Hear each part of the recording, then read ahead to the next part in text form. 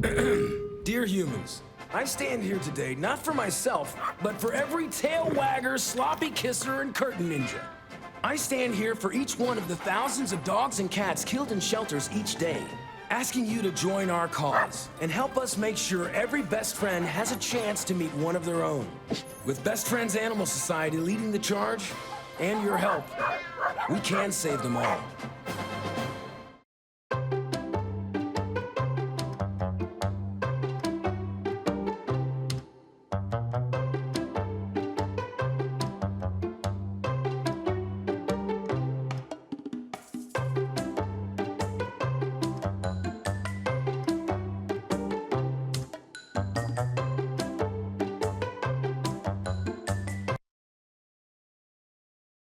Thank you for joining us for Pet Connect. I'm Tara Douglas. Don't forget that the Feral Dogs of Avondale Mill is having our spay and neuter voucher sale this Saturday, September 7th at 9 a.m. We'll be at PetSense on Highway 280, and we will be there until we sell out. So make sure to get there early, because each time we have one of these sales, we do run out of some of the different vouchers, and that's going to be $30 for all of the vouchers. It doesn't matter if you have a male cat, a male dog, or a female dog. They're all $30, so it's a great savings and a great opportunity for you to get your animals fixed. And it's only for Talladega and Coosa County residents. We cannot process credit cards, so make sure you bring cash or check. And please contact the Feral Dogs directly through Facebook or our email at theferaldogsofavondalemil@gmail.com if you have any questions, or of course you can ask any of our volunteers. But let's not clog up PetSense's phone lines or the shelter phone lines, because this is an event put on by the Feral Dogs, so the shelter might not have all the answers and the PetSense employees might not have all the answers. But these vouchers, just to clear things up, people always ask where they can use them. They're for Alabama Spay and Neuter in Irondale. So you can make an appointment and take your cat or dog to Irondale yourself, but they also make it very easy and send a transport here to Sylacauga, meeting at Home Depot parking lot, so you can get that set up through Alabama Spay and Neuter, and they have that transport to take your animal up there to get it fixed, and you pick it up the next morning. So everything is covered with that. Now you have to have a rabies shot for your dog or cat, so if you haven't done that, they will do that at Alabama Spay and Neuter, but there is an extra charge for that. So make sure that you're prepared with a rabies, either here locally, the rabies shot locally, or you can have them do it there. But it's still an amazing deal with that $30 to get your dog or cat fixed, and that will help the community so much if we all start getting our animals fixed regularly. Now we also are going to talk about our available pet of the week. We have Lacey. Lacey is at the Sylacauga Animal Shelter. She is a little over a year old, I believe. She's a very sweet dog. She is one of the ones that our dog walkers love to get out and take her for walks. She is heartworm negative, and she is definitely up to date on all of her shots. So if you're interested in meeting Lacey, then come out to the shelter. You can give them a call and set up an appointment, or you can come out and walk with us on Saturdays. We're there from 11 to 1. All the volunteers come out, and they'll give you an opportunity to get her out of the kennel and take her for walks. And again, she's a great dog, and we can actually talk about Lacey with my guest that's here today. We'll ask him some questions. We have Sylacauga's Animal Control Officer, Douglas Nixon, here with us today. So Douglas, thanks for coming on the show again. It's good to be here. It's always good to have you here. You can answer so many questions for us. Oh, but yeah. First question before we get into the hard stuff is, tell us about Lacey. Oh, Lacey, when I first started working in a shelter, was very timid, shy, and especially around men, because as most people know, I was the first man working at the animal shelter for a good amount of time. Not used to being around men. So I've worked with her over the past couple months and everything. She might still seem a little shy and timid around people, but once she warms up to you, she just wants belly rubs and loving, all you can give her. And she's such a beautiful dog. Now, she has one blue eye, right? Yes. And she's just a sweet dog that all the walkers enjoy. And you don't know what they've been through before they come to the shelter. So you do not. It's not strange to have a dog there that might be timid in different situations. And so it's important to allow a dog to go out. If you want to meet her, then you'll see a little bit of her personality when she comes out of the kennel. And the dog walkers, we know a lot about them. Of course, the shelter employees know a lot about them. But you've got to give a dog a little bit of time once you adopt them, so that you can see what kind of personality they have, and they can have some time to decompress. Because even though y'all take such good care of these animals at the shelter, it's still the shelter. And so it's a stressful environment for the dogs. It's a new dog for you if you adopt them, but you also have to remember you're a new person for them to get to know too. Absolutely. So there's a lot of information out there about how to get a dog integrated into your household and what all you need to do. So it seems like we can get all that information just Googling it any time. But like I said, the shelter staff's there to answer any questions that you have. And that leads me to the fact that I wanted Douglas to come on the show today because we have a lot of questions. There's a lot of questions people call the shelter about. There are a lot of things that we see on Facebook that are not correct, one of which is people have complained that we don't have an animal control officer, but we indeed do, and that's why he's here today. He does exist. Yes. And he's been working really hard. So how long have you been on the job? I've been on animal control since around middle of June. Okay. And in that time, you've gotten a lot of dogs off the street. Since the middle of June, we have gotten over 65 dogs off the street. Okay, so that's Over the last course of 2 weeks was 20. Wow. So you've really been getting some dogs the last couple of Puppy weeks. season was a little rough for us right there. Now, with that, I want to lead into, yes, puppy season is here, and we do have puppies year-round. Now, the shelter's full, so there's not a lot that you can do to help with litters of puppies, with anything coming in. But also remember the Feral Dogs of Avondale Mill, that we are the local rescue organization. We don't have a facility, so we get calls a lot about, can we come and pick up a dog? Can we pick up litters of puppies? We have some fosters, and there's some litters of puppies that we can help with, but I just want the community to understand that we've got a problem, and sometimes the shelter can't help, and the Feral Dogs of Avondale Mill definitely can't help with older puppies or adult dogs, but we occasionally can help with litters of puppies. You can contact us, but everyone has to understand that when the system's full, the system's full. Correct. So let's talk about that. You've picked up 65 dogs and 20 recently. Let's talk about what kind of animals you pick up. Do you pick up anything other than dogs? It's dogs and occasionally cats. Cats are that little gray area because there is no leash ordinance for cats. And it's very difficult to catch a cat. So let's talk about the leash ordinance. I've got all these questions here that people have asked that I put out some information on Facebook and asked people what kind of questions do you have. So I'm going to mark them off as we talk about them. Leash ordinance is one of those. So tell me about the leash ordinance. How does that work? Leash ordinance is if you're inside city limits and even if you're annexed, you have to have any animal that you have outside your house with at least a leash or an electric fence collar. Okay. I've had a few calls where people's like, oh, there's a stray dog outside. No, they have electric fence collar. That is acceptable. The fact is, they're not going to be running in the street. They're not going to be doing anything like that. If you're actively sitting outside with your dog and it's not on a leash, I'm not going to say anything because you're actively watching it. The minute that you go inside, leave your dog outside unleashed, or it starts crossing the street, I'll stop, say something, but hey, we have a leash ordinance. At least keep a visual eye on your animal, because all it takes is for one person to walk by running or anything, and they don't know the dog, they freak out, the dog might freak out, and then it becomes a huge mess. Mm-hmm. It definitely does. Correct. Now, so if somebody calls you, say somebody's got their dog that was in their yard, took off, they went inside, they're not watching the dog, and you get a neighbor to call you about that dog or a stray dog or anything, how does that process work?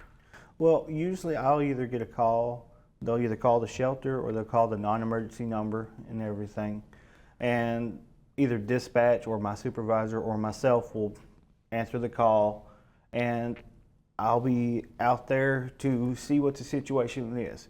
If I come out there and I'm actively getting your dog, and you come up to me and say, hey, that's my dog and everything like that, and you can show me like a picture that you have with your dog, or actively that I know you're not just trying to take a random dog, Okay. More than likely I will give you the dog back, give you a warning, because I would rather them go back to their owner instead of me having to take them to the shelter and everyone having to come up there and get the dog, and it's a huge mess. I would rather fix the issue on the street than have to take it all the way back to the shelter. Absolutely, because the shelter's full. Shelter you don't is necessarily full. have a spot to put that dog. Correct. So that's why it's important for everybody to keep their dogs in their yards and to keep them with them. Yes. Because you don't know what kind of situation that dog will be in when you Correct. have to pick And them we up. don't know if that dog has any medical needs or anything. And that's something that we don't want them to have to need medicine. We don't know it. And Absolutely. we make the situation worse not knowing. But when we do pick up an animal, it gets taken to the shelter. We take pictures of it. We post it online to our Sylacauga Animal Shelter site, letting everyone know that we have picked up a stray, we found a stray, someone's dropped off a stray, Okay. and we give them 7 days. And is that a picture on your Facebook page, or do you have a website also where pictures go? Is that, I'm aware of the Facebook page. Okay. It's, and so if people don't have Facebook, they need to find a friend that does so they can look it up, or call you and let you Correct. know, hey, my dog is gone. This is what they look like. I'm going to need some help. correct. Okay. If they can call, let us know what it looks like in general or where you live, if it's close by, then we can go over there. Now we've got animal control numbers up. Now I have to admit I took this off of information that I found on Facebook. Now that number for Sylacauga, is that the shelter number or is that an animal control number? Does that go to dispatch? Do you know which number that is? I'm putting you on the spot here. See if you know your numbers. Well, I'm going to be honest with you, I'm not 100% sure Okay. because I'm usually not the one calling Okay, it. but either way, that will get to you. It will get to me eventually. And I know I see that Childersburg has information on Facebook that their animal control officer picks up dogs periodically. But Douglas and I were just discussing, we're not sure what that number for Talladega is. Correct. You've never met a Talladega animal control officer, and that's potentially the number for the Talladega, Correct. the animal shelter there. But these are numbers that you can call. That is some information that you can get, because let's kind of shift gears here. Now, well, before we shift gears, let's talk about when that animal, the stray, feral, someone's pet that comes into the shelter. What's the intake procedure? What all do you have to do? Because that's a lot of work for the shelter to bring in an animal that you don't know and don't know their situation, like you just said. Correct. How it's been here recently, since we are at max capacity, and with being max capacity, we have to give vaccines and medicines for a good many amount of dogs. So normal intake procedure is I bring in an animal, or an animal gets brought in. We give them their boosters, a heart guard, and everything, the simple round of things that all dogs get when they come in. Even the cats get their own medicine. And we post it online, and we have 7 days. 7-day stray hold. Okay. After 7 days, that dog becomes available to be adopted. And that dog basically becomes animal shelter Property. dog. I mean, Correct. that's the animal shelter's property, so you can adopt it out, and all decisions will be made by the animal shelter. Correct. Okay. And once we give them their round of medicine and everything, and usually after 7 days, because we prefer their owners to come get them, we do charge a $50 fee, and that just covers all medicine that we gave them, so we can use that money to buy medicine for the next animal that comes in. Because there's a lot of expense, there's a lot of staff time that it takes when you have an animal that comes in. Correct. And like you said, you don't know what that animal has, so you can't introduce it into the general population of the shelter until you know it's had all of its shots, it's got any sort of medications that it needs. Make sure it Correct. doesn't have mange, and there's so many things that a dog can have. Correct. Because during that first 7 days, that animal is not with the general population of all dogs because of that 7-day stray hold. Okay. But like I said, after 7 days, it becomes available up for adoption, or depending on temperament, we may have to go elsewhere Okay. with You have it. to make some bad decisions. Some bad decisions. Unhappy decisions. Yeah. Correct. Okay, so so with the dogs that come in now, when you get calls and we put the numbers up there, where they call that number and you go out, where are you stationed, and how long does it take you to get to places, and where can you go? Let's answer all those questions. Correct. The big issue that I have with people calling about strays is for the fact is animal control used to be stationed at the police station near the middle of town. Okay. So if I get a call about an area near BB Comer behind the library, if I was at the police station, 2-3 minutes top. I am out all the way past the airport at the animal shelter. It takes me 8 to 10 minutes to gather all my stuff and everything just to get onto 280. Okay. And if I get a call for something behind BB Comer, it's going to take 10 to 15 minutes to get over there. And by the time I get over there, dog's probably already wandered off, or it being hot, has found a place to hide. Yeah. And that's another big issue is when I'm doing my rounds, driving through neighborhoods and everything, for the most part, midday, it's hot. Most of the dogs are hiding. I don't see them. So I assume there's no dogs. And then I'll get calls that, hey, there's a dog out here. But by the time I get out there, it's gone. Okay. So that's got to be tough, because you do get calls and you go out on those calls, but it takes you a while to get there. Correct. But you also are driving around trying to figure out Yes. what to do and how to, what dogs are out there and who Correct. you can get. But you're right. There are some dogs that occasionally come through downtown. Yesterday morning there were 3 in the parking lot behind my office, but I might not see those dogs for weeks again. So I can't tell you, hey, I've got 3 dogs that are behind the office, because they're not there anymore. Correct. So it's a tough situation. It's hard to catch these stray and feral dogs. Yes, it is. So it does take you a little bit of time to get there. Is it ever appropriate to call the police department? 'Cause I think that's part of the confusion, is that your job used to be under the police department. Now it's the shelter. Correct. You do exist. We do have animal control, and like we've already talked about, he's working really hard. He's gotten 65 dogs off the street. But I think that's where people are confused, because they think we don't have it because you're not there at the police department anymore. Correct. But is there ever a time the police need to be involved? Yes. The police need to be involved for the most part. If someone is actively being attacked by an animal or has been bitten, Okay. because 1, they have to file a report. 2, if more than likely the police would get there before I would. Okay.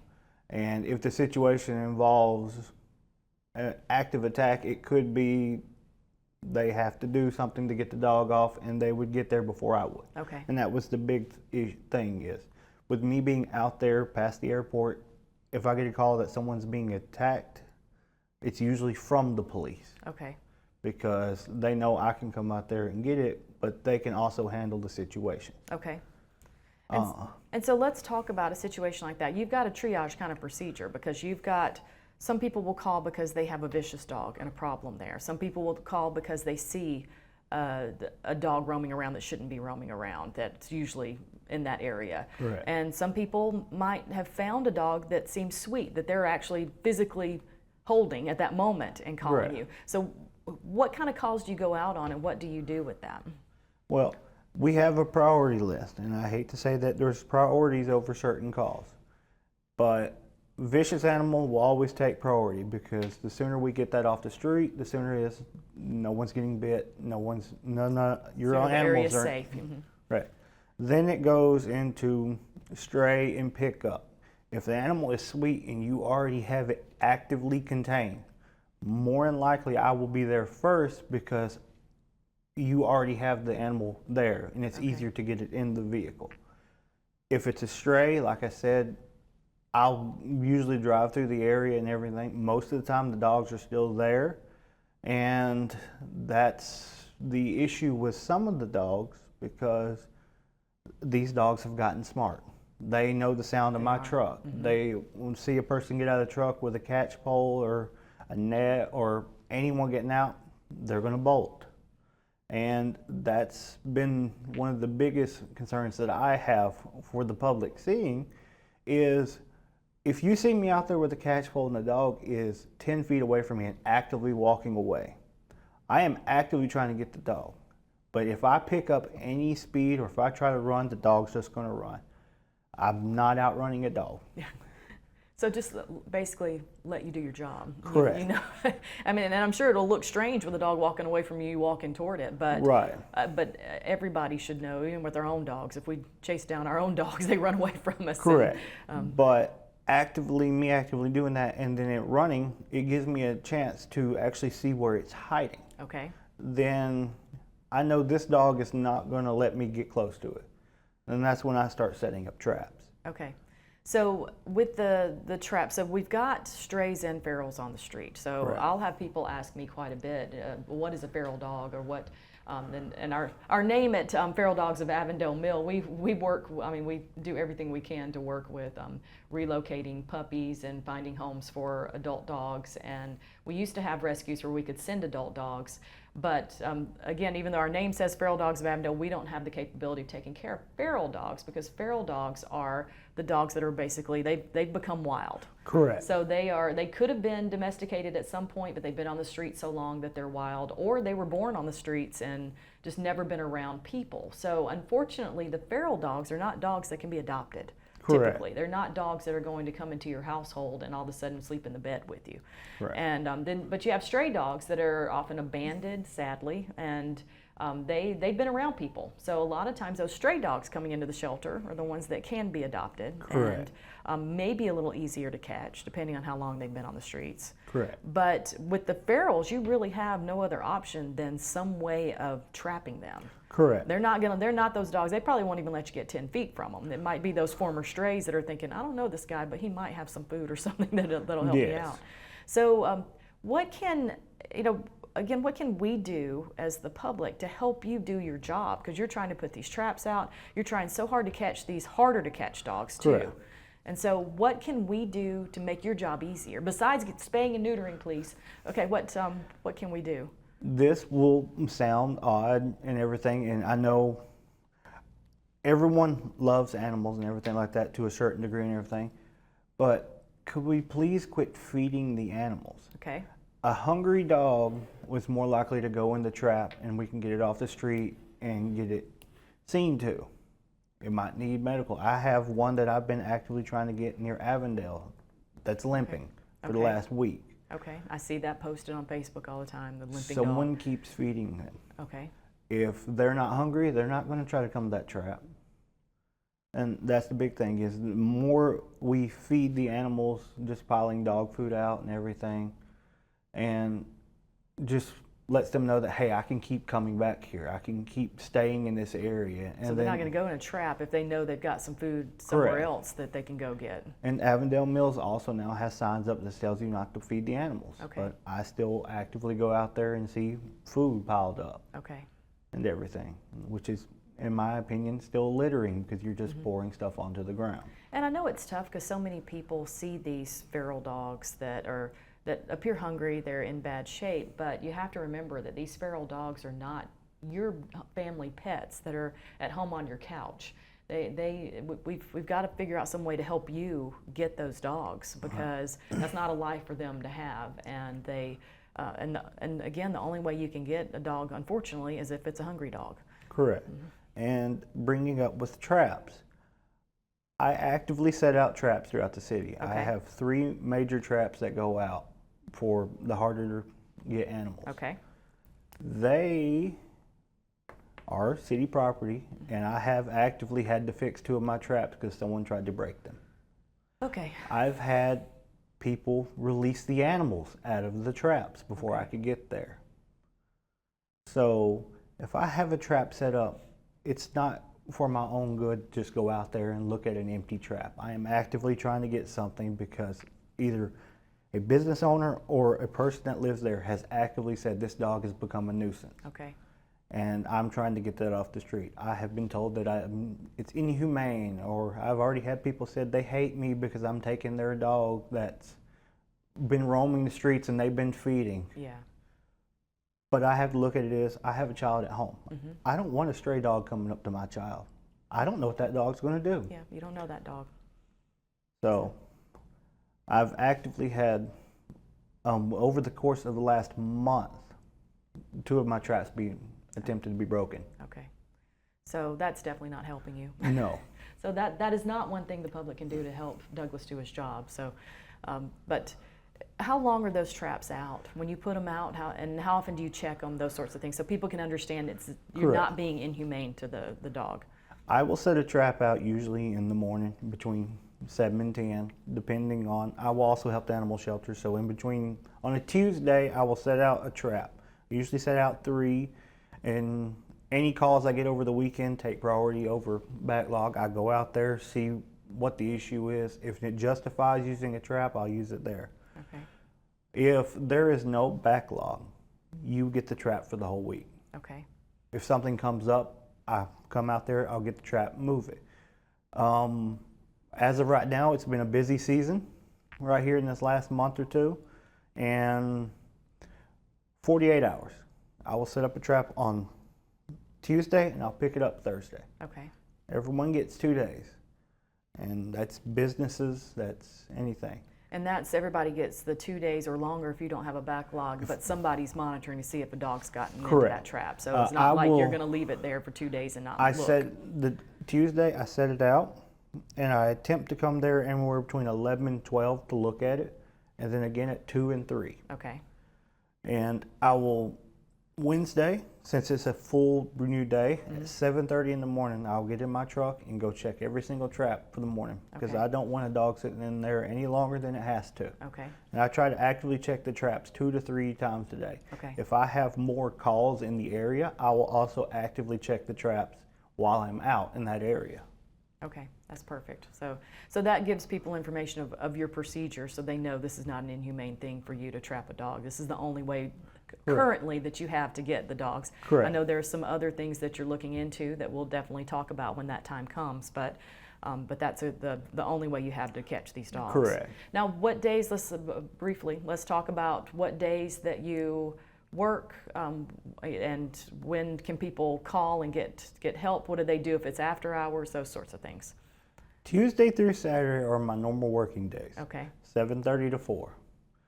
For the most part, you can call the shelter at any time, even if it's after hours, and if it's not an emergency, you can leave a message, and we usually will get with it in the morning, and I usually will give you a call at 7:30, 8 o'clock in the morning. Okay. I know some people are still sleeping, but you're going to call them back. I'm going if to they call need them help. back. And But if it's an emergency, that's when it's appropriate to call the police department. correct. Okay. After 4 o'clock, if it's an emergency, call the police. The police will contact me from home. Okay. If it's an active thing, like if it's just a stray dog and everything, more than likely it's not going to justify me coming out there, because I do live outside the city. It'll be 30 minutes before I get there. Okay. So it'll probably be gone. If it's bit someone or anything like that and the police give me a call, I will actively come out there and handle that situation. Okay. Because I would rather that dog get off the street than about attack or bite someone else. Okay. And, again, you only work within the city limits or any annexed areas. So if you're outside of that, then that's not, you're not who to call. But also, hopefully we can limit the times you're calling by the spay and neuter voucher. We've got our graphic up right now. If people will get their pets fixed. And so please come out this Saturday to Pet Sense, and we'll get those spay and neuter vouchers sold. Please come out to the shelter to walk dogs this Saturday from 11 to 1 and meet Lacey. And Douglas, I'm sure we'll have a lot more questions for you, so we'll have you back on in the future. But I appreciate you coming on and answering a lot of these questions that people have been asking. And so we'll look forward to having you on again. Thanks for coming on the show. You're welcome.